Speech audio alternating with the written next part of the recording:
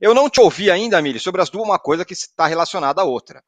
O São Paulo sem o Dorival indo para a seleção aí do Edinaldo, que tomou lá o não do Ancelotti, falou, não, o cara vai chegar, não chegou, aí manda o Diniz embora, aí acontece tudo, o Dorival vai ser apresentado amanhã.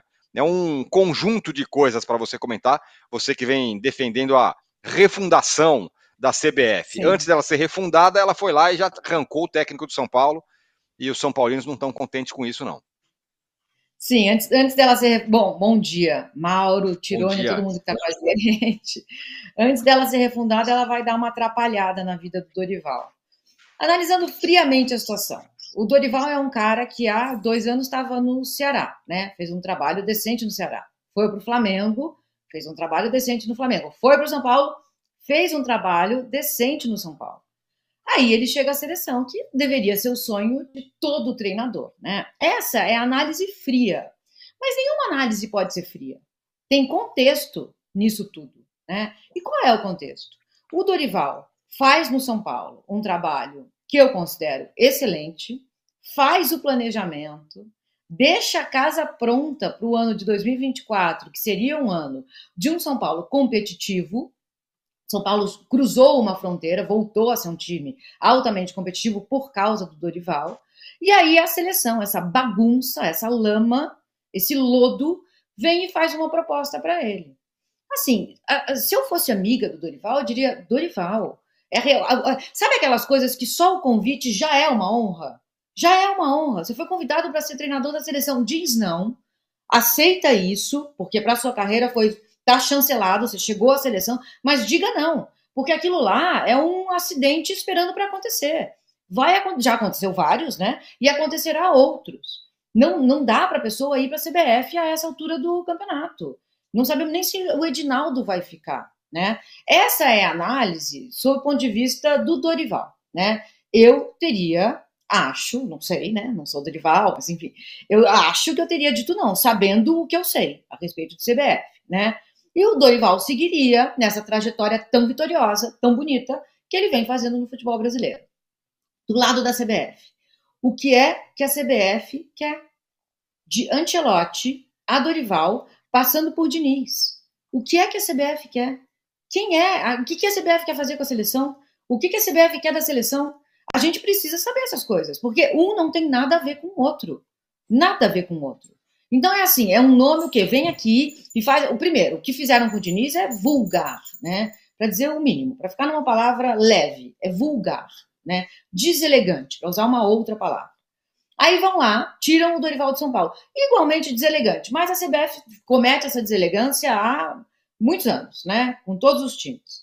E aí, ela quer o quê? Ela quer o Ancelotti e os modos do Ancelotti? Ou ela quer o Diniz e os modos do Diniz? Ou ela quer o Dorival e os modos do Dorival? Porque seleção não é o botequim da esquina.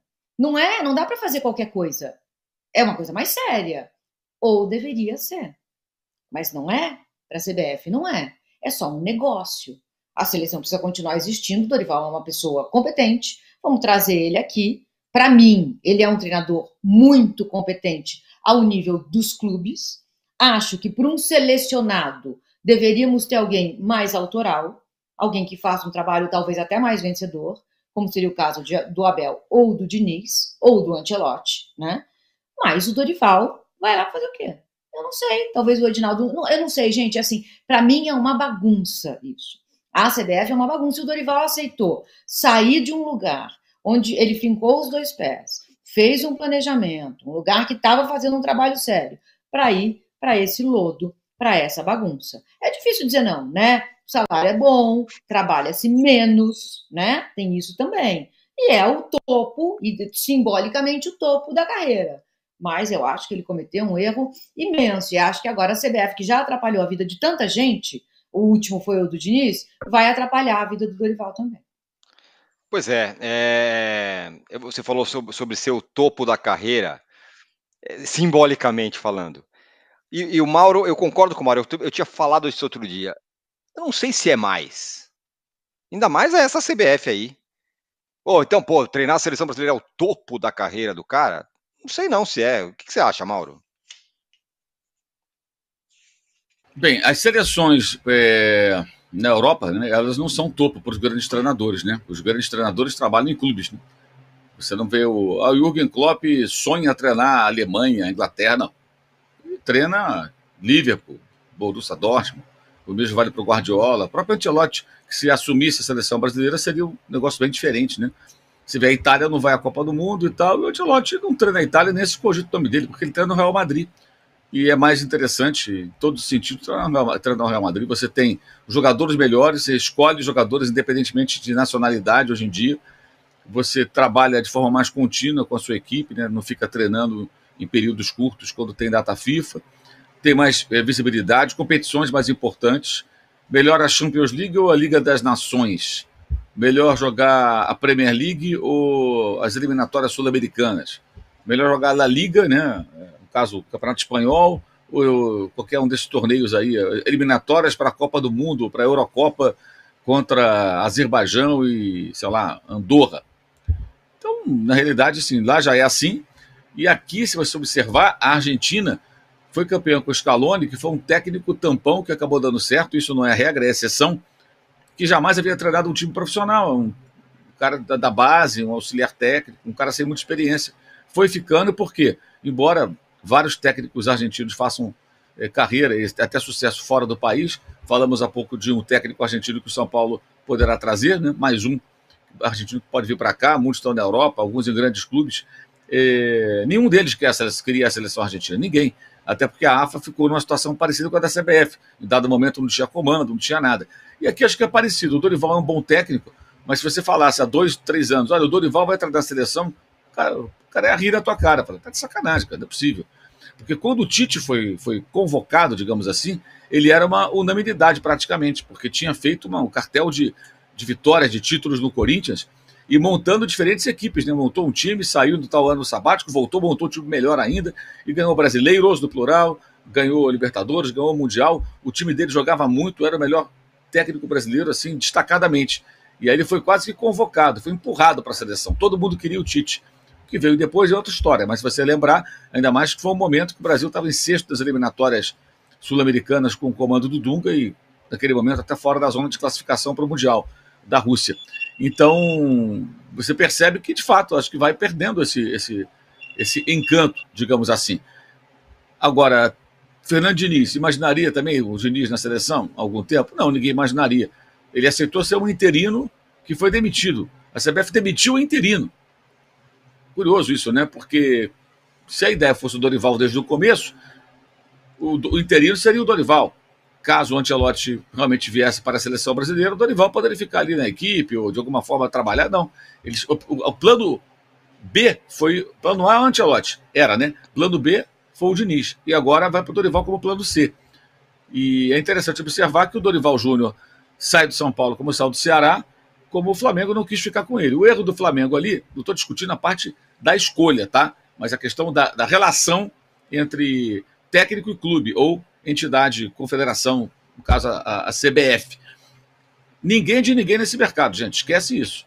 O erro do Flamengo foi a falta de respeito, porque ele ficou sabendo pela imprensa que o Flamengo contratava outro treinador. Isso não se faz, isso é um absurdo. Tinha que falar para ele e explicar por quê. Ó, não vamos renovar com você por isso, isso, isso. E ponto. Mas não, ficou sabendo pela imprensa. E houve, na época, inclusive, questões financeiras que levaram a essa situação, mas os dirigentes do Flamengo foram péssimos ali, porque não souberam conduzir a coisa da maneira correta. Mas durante o ano inteiro houve uma vitimização do Dorival, que parecia que o Flamengo era o lobo mau e ele era chapeuzinho vermelho. Não é nada disso. Ele também meteu o pé, largou o Ceará, que acabou sendo rebaixado, acho que nem foi culpa dele, que havia muitas partidas a disputar e o Ceará não se acertou mais, mas vai falar isso para o torcedor do Ceará, que está na Série B até hoje. Ele tem a raiva do que aconteceu, ele tem bronca, muitos têm bronca.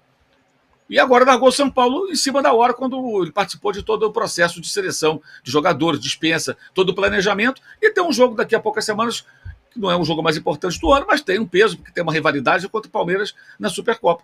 E ele largou. Então, assim, o erro do Flamengo, não estou discutindo se a escolha foi certa ou errada, gente. Estou falando da questão da relação. Foi não ter comunicado a ele. Mas os clubes mandam o técnico embora, e os técnicos mandam embora o clube também, entre aspas. E faz parte, é do jogo. Esse mercado é assim. É um mercado de trabalho onde o que pesa é assim, isso aqui é melhor para mim, eu vou e acabou. Eu acho que é importante frisar isso, porque o que houve de mimimi durante o ano de 2023, porque, coitado do Dorival, o Flamengo, não sei o quê. Sim, foi uma sacanagem que fizeram pela maneira como fizeram. Mas o Dorival também larga os trabalhos do meio, como foi com ele uma sacanagem quando ele saiu do Atlético Paranaense, estava com Covid, não pôde treinar o time, teve um resultado ruim, foi demitido. Também foi um negócio absurdo. Então, é de lado a lado, né, gente? É de lado a lado, não tem nem vilão nem mocinho na história. A relação de trabalho tem um contrato e é assim que funciona. Se o ideal é isso, é outra história. Gostaria que fosse diferente, é outro papo. Estou falando que é a realidade. E a realidade é essa. Puta, Mário, eu assino muito embaixo com você, e há um tempo eu já penso assim, porque eu acho que essa relação técnico-clube, ela é assim e é boa para todo mundo. Então o cara achou um lugar melhor, vai, o time achou que não serve, manda embora, e no fim acaba bom para todo mundo. Então um cara pinga aqui, sai daqui, é empregado ali, não tem muito... Há tempos eu concordo com você. Agora, Mili, tem essa história do São Paulo aí tentando não, paquerando o Zubeldia e tal. É curioso que pouco se cogita algum técnico brasileiro para o lugar do Dorival no São Paulo. Já vai no estrangeiro, não, busca um estrangeiro, pega um estrangeiro e tudo mais. Os brasileiros muitos estão empregados, tem um que não está empregado, que é sempre colocado na conversa. Você já sabe de quem eu vou falar, do Cuca, que agora teve o seu julgamento lá atrás cancelado, anulado, enfim, seja lá qual é a palavra. Então, você diz, não, agora o cara pode voltar a trabalhar e tudo mais. Mas o Cuca não está, ao que se sabe, também não está na lista do São Paulo. Mas ele é sempre lembrado nessa hora aí. Sim. O Cuca virou um treinador radioativo, né? Então, o clube que quiser bancar o Cuca vai ter que bancar o pacotão que vem com o Cuca, né? Mas já não é o pacotão que veio com o Cuca no Corinthians. A coisa mudou. Mudou porque a história foi investigada, mudou porque o Cuca conseguiu a anulação da condenação, né? Por motivos técnicos mais legítimos. Então, mudou. Eu acho que eu digo isso faz tempo, né? Assim, você destruir a vida profissional do Cuca não vai mudar o mundo para as mulheres em geral, né? A gente precisa mudar uma sociedade que legitima abusos, violências, opressões contra mulheres. A história do Cuca deveria servir para a gente jogar um olhar sobre a sociedade e não sobre o que aconteceu, não sobre o Cuca, né? Ele conseguiu uma anulação. Tecnicamente, a gente não pode mais falar. O Cuca foi condenado pelo envolvimento no estupro de uma criança de 13 anos. Nós já não podemos mais falar isso. Ele está com um papel lá na mão que fala, olha, então está anulada a condenação. Ok, já investigamos, já apuramos. Deveria servir para a gente entender que a gente habita uma sociedade que acha, ok, que uma menina, que 4 homens arrastem para dentro do quarto uma criança de 13 anos que foi pedir uma camisa. E aí, quando esses caras voltam para o Brasil, eles são celebrados como heróis e a menina é vilanizada. É disso que se trata essa história. Não é aceitável essa inversão da narrativa. Quanto ao Cuca, a gente sabe que ele é um excelente treinador, né? Ele tinha, antes de ganhar títulos, ele é bom, mas não ganha, como o Diniz, né? Aí começou a ganhar. Então, é um cara que monta o time, ele tem uma história com o São Paulo, ele tem uma memória, o torcedor e a torcedora do São Paulo talvez tenham uma memória afetiva com o Cuca. Acho que a gente continuar vilanizando e pessoalizando essa história não vai mudar nada. Eu vejo muitos homens, gente, muitos homens, que com certeza, e alguns que eu sei, que já fizeram coisas semelhantes, apontando o dedo e chamando o Cuca de monstro. Então não é por aí, sabe? Não é essa a história. Ele vai ter que voltar a trabalhar alguma hora, né? Algum clube vai ter que bancar. Não sei se é o São Paulo agora. Não sei se vai ser o São Paulo agora, né? Agora, se vier o argentino, o que vai acontecer? É um cara que a gente sabe que é criativo, é jovem, é criativo, é inovador, só que ele vai chegar e vão falar assim, olha, tá aqui os ingredientes. Você vai ter que fazer uma receita com esses ingredientes, porque o planejamento foi feito por outro. Não é que ele fez o planejamento. Então, ele vai ter que realmente se mostrar muito criativo. Um bom treinador faz isso. Mas, sem dúvida nenhuma, o Dorival deu uma complicada na vida do São Paulo. Na enquete, eu respondo São Paulo. Sei que o mercado é assim, sei que a vida como ela é.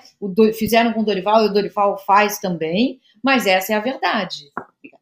Essa é a verdade. O Dorival deixou o São Paulo na mão. E o treinador que chegar, seja ele quem for, vai ter que fazer uma receita com aqueles ingredientes ali. Não dá para sair pegando ingredientes outros. Qual